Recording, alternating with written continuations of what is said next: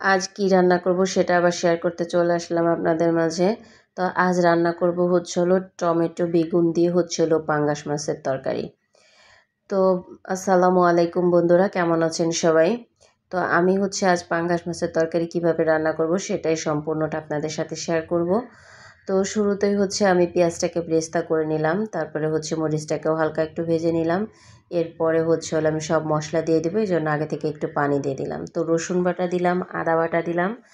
এখন হচ্ছে হলো আমি দিয়ে দিব হলুদ গুঁড়ো, তারপরে হচ্ছে স্বাদ মতো লবণ, সামান্য একটু মরিচ গুঁড়ো।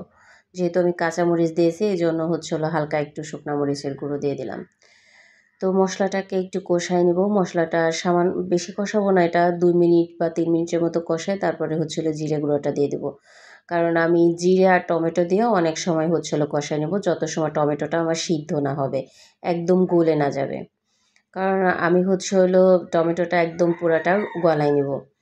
তো এখন হচ্ছে হলো একটু ঢেকে দিয়ে হচ্ছে হলো 2 মিনিটের মতো জাল করে নেব। তো টমেটো সিদ্ধ হতে তার বেশি সময় লাগে না।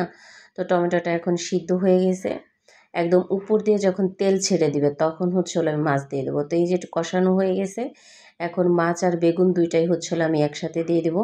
তো এইভাবে করে যারা হচ্ছে হলো কাঁচা মাছ পছন্দ করেন, মানে ফ্রাই করা ছাড়া, তো এভাবে করে হচ্ছে হলো মাছটা না ভেজেও রান্না করে দেখবেন, খুব মজা হয়। এটা আপনি চাইলে ভুনা ভুনাও করতে পারেন, আবার চাইলে সামান্য একটু ঝোলও রাখতে পারেন। যেভাবেই রাখেন না কেন তরকারির স্বাদটা হচ্ছে হলো খুব ভালো আসবে।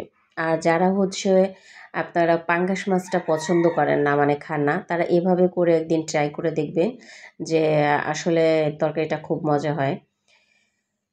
তো বন্ধুরা, এই হচ্ছে হলো ছিল আজকের ভিডিও আমার। তো এই যে মাছ আর বেগুনটা হচ্ছে হলো ভালো মতো যখন মশলার সাথে মাখায় নিলাম তখন হচ্ছে পরিমাণ মতো একটু পানি দিলাম। তো আপনি পরিমাণ মতো পানি দেবেন, যদি ভোনা ভোনা রাখতে চান তাহলে একটু কম দেবেন, আর ঝোল রাখতে চাইলে তো একটু বেশি পানি দিতেই হবে। তো দিয়ে আমি হচ্ছে এই যে 5 মিনিটের মতো হচ্ছে হলো একদম ঢাকনা দিয়ে জাল করে নিলাম। এর মাঝে আর আমি ঢাকনাটা উঠাই নিই যাতে হচ্ছে মাছ বেগুন দুইটাই সিদ্ধ হয়ে যায়। তো পাঙ্গাস মাছ যেহেতু তেলওয়ালা মাছ, এভাবে করে রান্না করলে খুবই মজা হয়। তো ভিডিওটা কেমন লাগলো আপুরা আপনারা কমেন্ট করে জানাবেন। আর ভিডিওটা ভালো লাগলে অবশ্যই আমার চ্যানেলটাকে সাবস্ক্রাইব করবেন যারা এখনও সাবস্ক্রাইব করেন নাই। তো যখন হচ্ছে হলো আমার তরকারিটা হয়ে আসছে তখন হচ্ছে আমি ধনেপাতা দিয়ে আবার 2 মিনিটের মতো হচ্ছে জাল করে নিলাম। তো 2 মিনিটের মতো করে জাল করে নিলাম যাতে হচ্ছে হলো ধনেপাতাটা একটু সিদ্ধ হয়ে যায়। তো এই ছিল বন্ধুরা আজকের ভিডিও আমার। তো ভিডিওটা কেমন লাগলো অবশ্যই সুন্দর একটা কমেন্ট করে জানাবেন।